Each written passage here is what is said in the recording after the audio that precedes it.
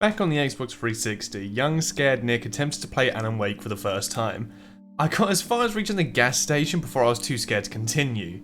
That was beta Nick. Now I'm Omega Chad Nick. I came back to Alan Wake to not only surpass the gas station, but to reach the entire 100%. So I took advice from my therapist by putting on my big boy pants, booted up the game and started the journey. It begins like any man's best speech, with a quote. To be had in explanations, they're antithetical to the poetry of fear. I didn't understand what it meant, so I skipped the intro cinematic and went straight into the darkness that was my nightmare. The game begins with a very simple tutorial. Flashlights are good, shadows are bad, street lamps are my bonfires, and simple stuff like that.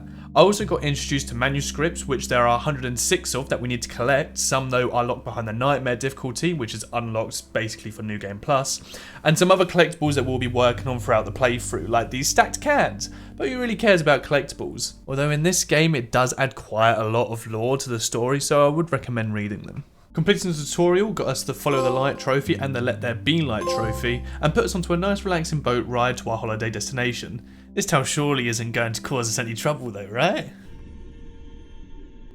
Oh no! We wake up from a crash, not knowing how we got here, but see a light in the distance for some potential help. So we weave our way through the woods, awarding us with the Float Like a Butterfly for performing a perfect dodge trophy, and then 2 story related trophies for just progressing through the episode as normal.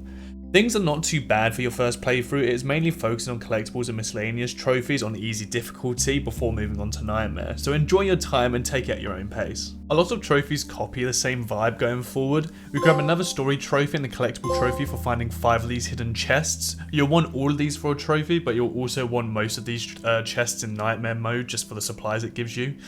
We then catch up with a supposed kidnapper to help locate our wife, who most certainly isn't still falling to the bottom of the lake, and take the opportunity of having no guns to get the back I say trophy. Just get smacked around a bit until you're on really low health, pull out the flare, boom boom, trophy pop. Things don't go well with the kidnapper, so we meander our way through the woods, achieve a damn good coffee and paging Mr. Wake for finding a certain amount of coffee and manuscripts before we get our first drivable car section of the game. Cars are very sensitive to drive in this, so don't whip your joystick side to side like your Willow Smith.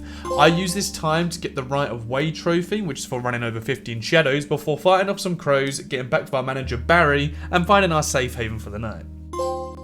We then travel with Barry to a caravan park where we ask for assistance from locals who seemed overjoyed for us to be there. Welcome to... oh dear. We have a few drinks before one pulls a Randall on us and we leave on foot chase from the FBI. When we get back our weapons, we get introduced to flashbangs. Very early on, I managed to get the Sound and Fury for taking out 4 taken with 1 flashbang, and then Carney for destroying 5 canned pyramids, which you only need to do 5 of, by the way. You don't need to do all of them. We meet up with our friend back from the boat before the FBI closes in on us once again, and there's this one FBI agent in particular that keeps referring to us as different authors, which wouldn't be too bad if he didn't call us this. Being called H.P. Lovecraft is maybe a little bit of an insult, you know. We're not racists. Back on the run, we get bullied by Metal before we bully the big Metal and get a trophy for defeating it. Heavy Metal, god damn, that guy was there for a while. We progress on, take out 4 taken with 1 flare for another trophy. Before then we face the big head of it all, Thomas. Thomas, why? We then approach our first times trophy, where you have to do all of this within 30 minutes. It seems like you have a lot of time, but it is quite tight with the timing. I did manage to do this section whilst collecting all of the signs, manuscripts, etc. that's needed for the collectibles trophies, but you can save this until the Nightmare run, where you don't need to deviate too much from the main course. It's not too bad. Oh, yes! Oh, we got it. We then catch up with our kidnapper, who gets killed before us ourselves are flung away and wake up in rehab. After a long boring walk around the gaff and interacting with our peers, you know what, same. Owen and Thor create a distraction with their version of Mjolnir, which allows us to have a sneaky listen to some recordings from the Doctor, granting us another trophy. Darkness then begins to ensnare the cabin, so we find our way out and get an achievement for watching the best content on YouTube. Then make our way outside and reunite with our main man Barry. We get told that there is a clue in how to expel the darkness, but we need to get to Thor and Odin's home to find that.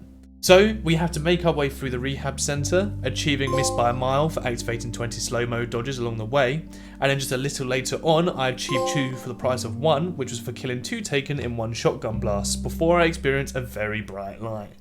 Is that Jesus? Jesus? After my close encounter with Jesus, I get the 6-gun scribe for 100 kills with the revolver before making our way to the Thor and Odin's homestead. This is where a very cool section comes up. You have to defend yourself whilst playing a concert to all your adoring fans, except these fans are a little bit too exciteful and want to kill you. Because of that, I use the flames to my advantage and get the collateral damage for 20 kills with environmental hazards, and upon finishing our set list we get another story trophy and proceed towards their house to find some clues. Before I reached their house, I got energized for reloading my battery 100 times and KBF FM for finding every radio station. I then proceed to the house, found the record which held all of our answers of where we need to go to next, got smashed, and then was awarded another trophy for drinking. Don't drink, kids. Next up, we need to make our way to the Lady of the Light. Not much else story-wise happens apart from the journey there. There is a trophy to do this chapter without reloading the checkpoint or dying, which I didn't do because I died, so instead I have to do this on nightmare difficulty. Go me. I do however get a ton of trophies for kills with the flare gun and the shotgun, a load of story related trophies, and then I end the episode waiting 10 minutes for this lady to turn a valve. Hello? We have both been touched by the darkness, young man. I'm joking, it takes about 4 minutes, but it still takes a fucking long ass time, man. We also get a clicker out of it. Then it's the final episode, the final showdown. This is a rather short episode as I just make my way back to the holiday cabin to use the clicker to expel the darkness. There is an achievement here to not shoot a single shot until the end of this episode, so I keep my finger well away from the R2 button, pick up the final collectibles for the coffee thermoses and the chests, then as soon as I get the gunless warrior, I spam the shit out of R2 at the final boss, completing the main campaign. Don't ask me to explain the campaign, I really still have not got a clue what was going on. Maybe I will understand during my nightmare run, wouldn't bet on it. But before I get into that, I decided now is a good time to jump into the DLC.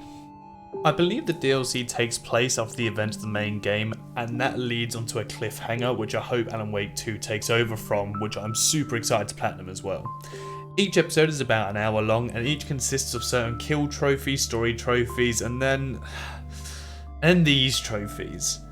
On both DLCs, you need to complete the entire episode without dying or resetting the checkpoint. On the first DLC, I was doing quite well, rounded off tons of miscellaneous trophies, but then I died to this truck railing me.